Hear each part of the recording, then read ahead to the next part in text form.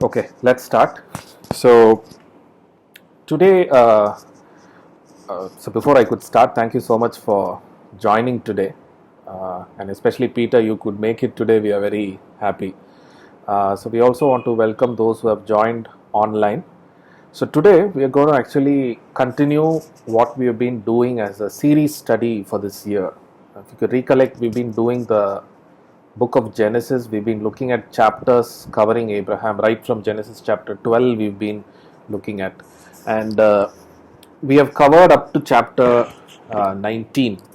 And last time when we looked at this series, we looked at chapter 18 and 19. And if you recollect, it was a time when God came down and destroyed Sodom and Gomorrah because of the sin that was prevalent over there. So that's where we stopped. And today we will go on to Genesis chapter 20. Okay, a very interesting chapter, a very small chapter, but I believe God has something really special to speak to all of us today. So if you look at Genesis chapter 20, it starts this way. It says, Now Abraham moved on from here, now Abraham moved on from there into the region of the Negev and lived between Kadesh and Shur. Whenever the Bible says, Now Abraham moved on from there, we need to look at what happened just before that chapter. As I said earlier, just before that chapter, Sodom and Gomorrah was destroyed. Lot was spared because uh, God heard Abraham's prayer, his intercession. We saw all that. Now, if we go to Genesis chapter 19 and verse 27, Genesis chapter 19 and verse 27, the Bible says, Early the next morning, Abraham got up and returned to the place where he had stood before the Lord. He looked down towards Sodom and Gomorrah, toward all the land of the plain, and he saw the dense smoke rising from the land, like smoke from a furnace. Abraham was living in the land of Canaan, and to be very specific, it was a mountainous area, and during that time he was living near the great trees of Mamre. So, from his mountainous area, he was able to see the plains, Sodom and Gomorrah, that was below. So, probably when God destroyed Sodom and Gomorrah, Abraham was able to see the dense fire and smoke coming out from that place. Possibly, Abraham was a little afraid, or there was a bit of fear in Abraham's heart. It's quite natural. Just imagine, let's imagine if there is a volcano or some fire destruction that happens next to your street. What will your immediate reaction be? You'll pack your bags and go to your mom's place or to your father's place or another place, right? You won't stay in that particular street when you know that there's a volcano broken right in the next street of yours. Same way, Abraham. He was very close to Sodom and Gomorrah and he could see the fire and smoke, and therefore it is possible that it is probably Abraham was little afraid, he was fearful. He didn't want to live near a place which was, which was facing that fire and smoke, and therefore the Bible says he moved on from there. Now, why this particular point becomes important in this Bible study is, I want to underline this. We saw right from Genesis chapter 12, we saw that God and Abraham had a great relationship. Abraham had such an intimacy with God. He was blessed. He had all the blessings in life. In fact, he was so rich. And we see even in in chapters, I think in 14, we see that Abraham defeated some of the great kings. So Abraham was also a powerful man. He was a warrior. Many people around him were afraid of him. They had fear of Abraham. Despite all that, I want to say that Abraham was a normal human being just like you and me. Although Abraham had the blessing of God, although he had a great relationship with God, although Abraham was a warrior, although Abraham saw the miracles of God, although Abraham saw the deliverance of God, he was still a normal human being like you and me, and he had to go through fear. And I would say that if you read this entire chapter, you would come to understand that although Abraham was a great man of God, he still had a weakness inside of him. That weakness was fear. fear overtook him many times. Now let's take another example. If you go to Genesis chapter 14, I said he defeated some great kings. Look at Genesis chapter 15. The Bible says, after this, the word of the Lord came to Abraham in a vision. Do not be afraid, Abraham. That means Abraham was afraid of something. So, because Abraham left his homeland and came and lived as an alien in an unknown land, generally there was a little bit of fear within him. But also we see that he was not a man who was so bold and, it doesn't portray that picture. Abraham, although he had a great relationship with God, although he saw some of the wonderful miracles of God, he still was a normal human being and he had a weakness called fear. And we will see in this chapter how this weakness was about to ruin his whole life and how God came and saved him. Alright, let's now get back to Genesis chapter 20 and go to verse 2. For a while he stayed in Gerar, and there Abraham said of his wife Sarah, she is my sister. Then Abimelech, king of Gerar, sent for Sarah and took her.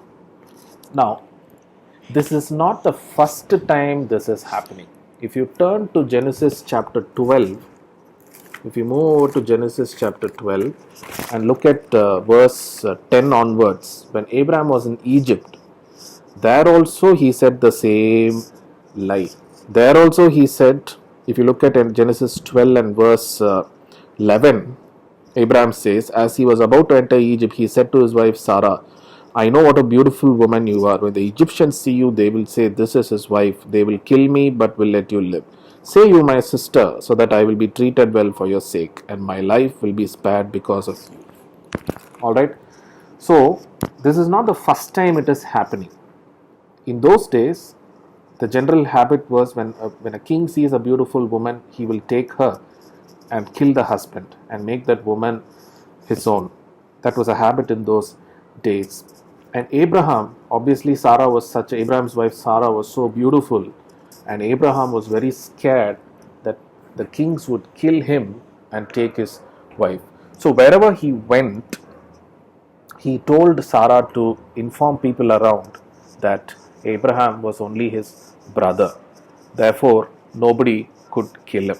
This fear was always governing Abraham's heart.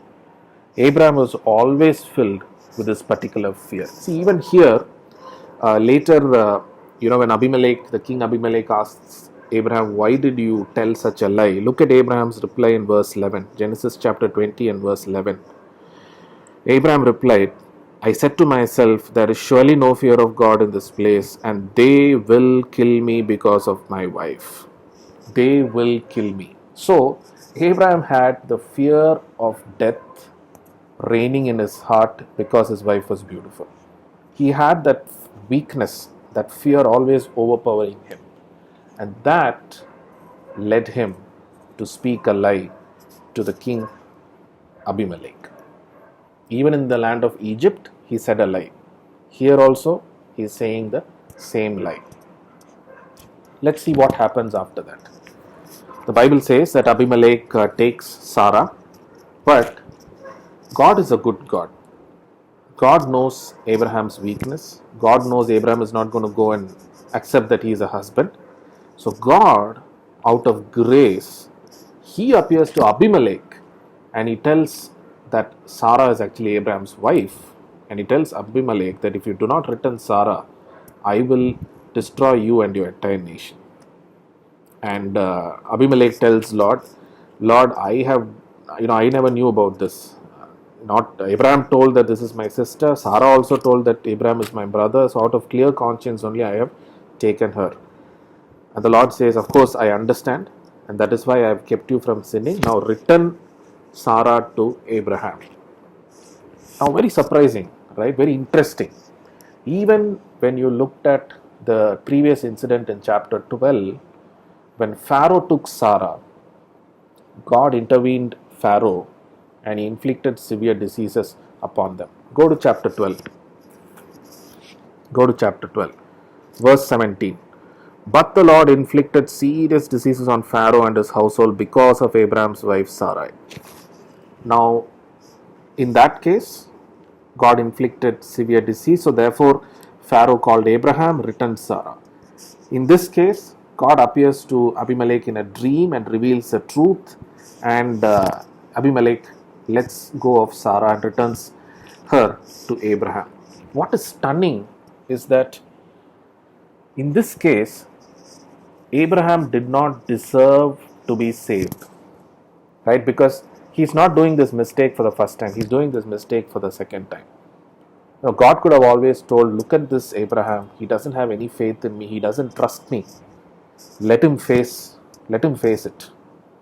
And he could have allowed this incident to happen, and this would have ended up bringing disgrace upon Abraham, his wife, upon his family, and most importantly, this would have brought guilt upon an innocent nation, and we don't know what God would have done and how he would have reacted. So all these things could have happened, but our good God showed a lot of grace upon Abraham. Although he did not deserve to be saved, God was gracious upon Abraham, and he proactively appeared to Abimelech in a dream, and he rescued Sarah and returned Sarah to Abraham. What an amazing God that Abraham was serving. Now, I was sitting and pondering, what actually prompted God to always go and protect Abraham, although he didn't deserve it? I was wondering, Lord, this is not happening for the first time, this is happening for the second time. This guy, how do you excuse him? How do you just go and save him? Immediately when I was pondering like that, there is one particular verse that came into my mind, which is Genesis chapter 12. I'm going back to Genesis chapter 12 many times today because there's a connection there. In Genesis chapter 12 and verse 1, that was the first time, in fact, that was the time when the Lord spoke to Abraham and said, leave your country, your people, and your father's household and go to the land I will show you. That is, the Lord was telling him, leave the country that you're familiar with, leave the people whom you know so well, leave your father's household and go to a foreign land and live as an alien there. That was God's command to Abraham. Of course, God promised him that eventually he will possess that land, but that's not going to happen in his lifetime. That's going to happen several generations after him. As for Abraham, he is going to live as an alien or as a foreigner, as a stranger in an unknown land. It was a very, very, very difficult command to follow. But Abraham never questioned God. He never asked God. We saw that in the very first Bible study. Abraham implicitly obeyed God. It's chapter 12 and verse 4. So Abraham left as the Lord had told him. So Abraham left as the Lord had told him. No questions. Implicit obedience. My observation is this, this is what the Holy Spirit spoke to my heart. Abraham was faithful in obeying the word of God. Abraham was faithful in obeying the voice of God. And because Abraham was faithful to obey God, God was faithful to protect him wherever he went. Amen. That is the observation that I had from this particular passage. Because Abraham was faithful in obeying God's command, because he was faithful in obeying the voice of God, God was faithful to protect him wherever he went. God knew when he goes and lives as a stranger. Just imagine if God tells you, leave your country and go to China today. India and China are at a very difficult position today, right? You think Chinese will welcome you? It's going to be difficult. Imagine if somebody lives in Pakistan and God appears to him and say, hey, go and live in India today. Is it going to be easy?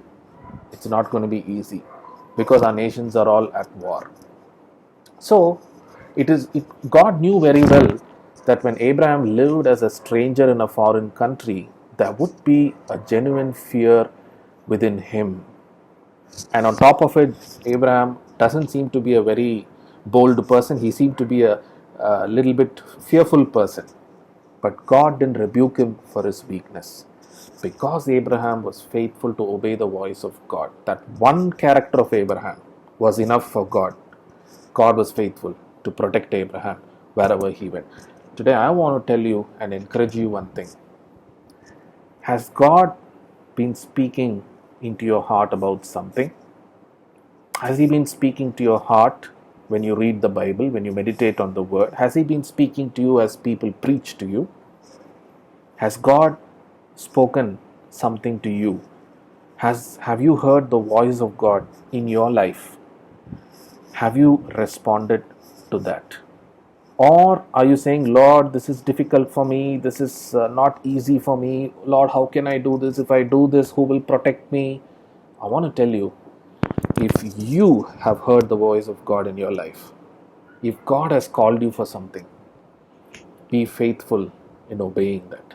Be faithful to obey the voice of God no matter what the risk may be. Because when you obey the voice of God in your life, God will be faithful to protect you wherever you go. Amen. So that's the first message that I wanted to share with all of you today. And the second message is very interesting. We see very clearly that Abraham was struggling with a weakness called fear. Abimelech, in this chapter, if you actually read and see, he was a very good king. In fact, if Abraham had actually told Sarah was his wife, Abimelech wouldn't have done anything. Abimelech was a nice man. So best was Abraham to say the truth and live securely in that land. But look at what Abraham's weakness led everybody into. It made Abraham to tell a lie, and because of that his wife was taken away from him. And if God did not intervene, there would have been disgrace brought upon Abraham and his wife, and there would have been guilt brought upon a nation. Abraham's weakness was good enough to destroy Abraham and also an entire nation. But I'll tell you, our God is a good God. Abraham had such a strong relationship with God. Abraham's life is a testimony of how amazing a person can have a relationship with God. God's grace was operating very powerfully in Abraham's life. Abraham did not deserve to be saved. It was he who lied, he who brought upon the trouble. He did not deserve to be saved, but God's grace was abundant in Abraham's life because Abraham was enjoying such a great relationship with God. And therefore, the weakness that Abraham had did not matter. Although Abraham had a weakness that could destroy him and his family and bring disgrace upon him, God made sure that He protected him and averted any dangers. I want to tell you today, are you having a weakness in your life? Everybody has a weakness. Some people have fear as a weakness. Some people have anxiety as a weakness. Some people have, I can go on naming. Do you have a weakness in your life? I'll tell you, if you can obey the voice of God in your life, if you can have a great relationship with the Father in your life, if you can submit your life into the hands of Christ, if you can submit all your weaknesses into the hands of Christ, hey, your weaknesses don't matter. Your weaknesses are not going to destroy you or your family. God will avert all dangers and will protect you no matter what. Amen. So that's the message that I wanted to bring to you today. Our God is a great God. We did not deserve to be saved, but He goes out of the way to protect us. Take the gospel itself. We don't deserve to be saved, but He went out of the way to send His Son Jesus into the world to die for us, and finally Jesus rose from the dead. So today we are saved. We are protected from the work of the evil one. So I tell you, we are serving a God who goes out of the way to protect us. So if you are afraid of something, if you are scared of something, read Genesis chapter 20. Just make sure that you obey the voice of God in your life. Just make sure that you build your relationship with God in your life. If you do that, God will be faithful to protect you wherever you go. Amen. So that's the first message that I wanted to bring to you today. And the second thing is also very interesting. If you go in this chapter, the Bible says that, the Bible says in verse 14, then Abimelech brought sheep and cattle and male and female slaves and gave them to Abraham, and he returned Sarah his wife to him. So Abimelech had returned Sarah his wife to him. He didn't do anything. Was that enough? Was that enough? You go to Genesis chapter 20 and verse 6 onwards. This is what God tells Abimelech. Then God said to Abimelech in a dream, yes, I know you did this with a clear conscience, and so I have kept you from sinning against me. That is why I did not let you touch her. Hear this carefully. Now return the man's wife, for he is a prophet. Number one, return the man's wife. But that's not enough. Number two, the Bible says, he will pray for you and you will live. Okay? That means God was telling Abimelech, it is one, you should return Sarah back to Abraham. That's one. But that's not enough. Abraham is a prophet. Have him pray over you so that I may heal you. By that time, God had actually closed up the womb of every female in the household of Abimelech. And therefore, there was a healing that was required. Now, you may ask, well, Abimelech did not sin. Abimelech returned Sarah to Abraham. So that's it. He has not done anything. God can straight away heal Abimelech. Why God wanted Abraham to pray for Abimelech? You may have this question in mind. Just recollect chapters 18 and 19. When Abraham interceded for Lot, God was faithful to save Lot. We saw already that Abraham had such a powerful relationship with God that when Abraham prayed, the heart of God was moved.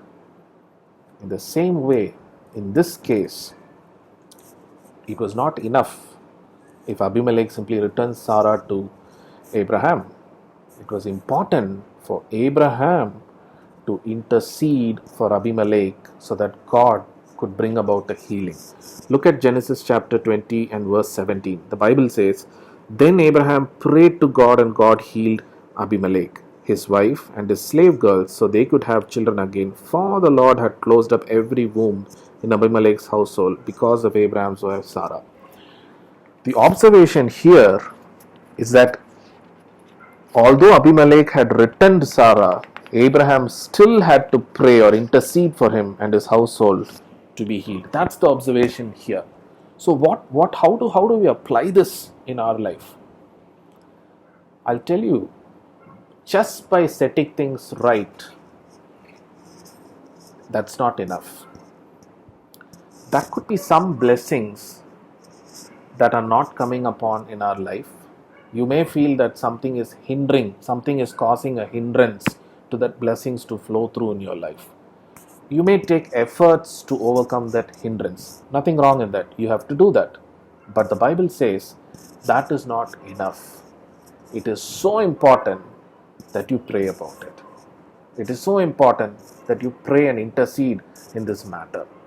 You take, for example, the book of James. The book of James. The book of James, chapter 5.